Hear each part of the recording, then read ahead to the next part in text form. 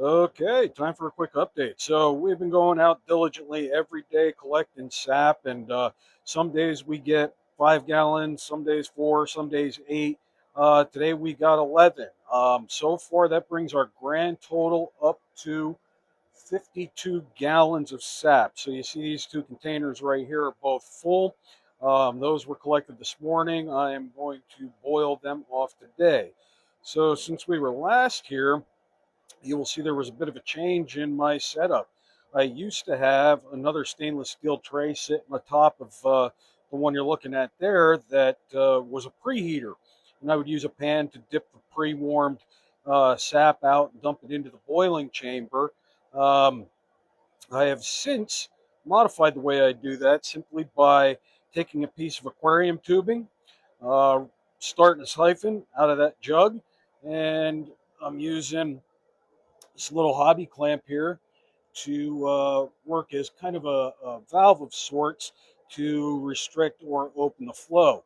So I just fired this up about 5 minutes, not even 5 minutes before I started this video, but I dumped about a gallon into the pan, got it lit to get the heat really rolling, and then started the siphon. So what I'm going to do is I'm going to let it run for a little while to watch the level of the sap in the pan. This is the second, maybe third time I've run it this way. Second full time I've run it this way, I should say.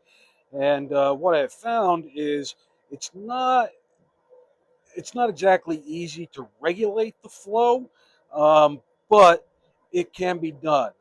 What I have found is a nice slow trickle tends to keep it. Oh, there we go. He is definitely expanding the metal at this point. But anyway, keeping it at a nice little trickle, which will neck it down here in a little bit. But I'm trying to let the level come up a bit in the pan before I neck it back and try and keep it consistent. But as you can see, within 5 minutes, I already have some steam rolling off of there. Things are looking good in that regard.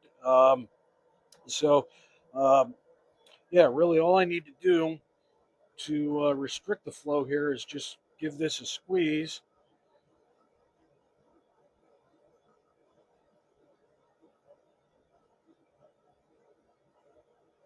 and you'll see that it's slowed down a bit there.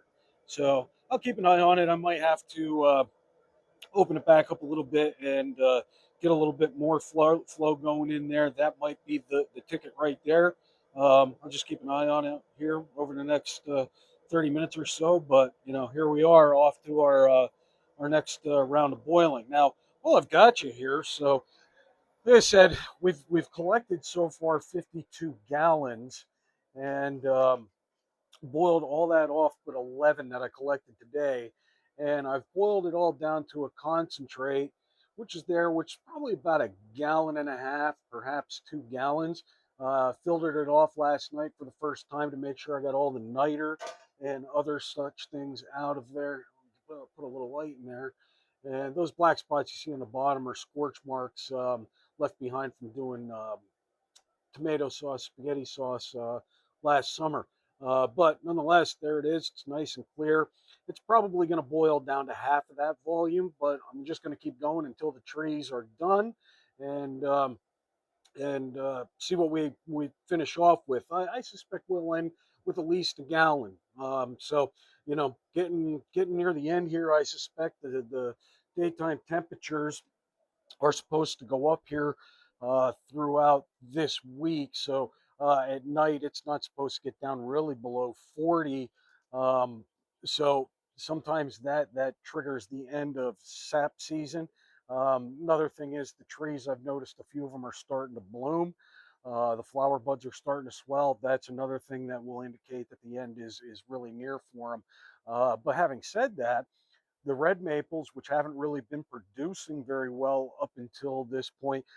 Today, probably overnight, all of them that I have tapped, with the exception of one, probably gave me at least a gallon. So they're starting to come alive, and production is definitely up. Like I said, I collected 11 gallons this morning. That's the most I've gotten on one haul to this point.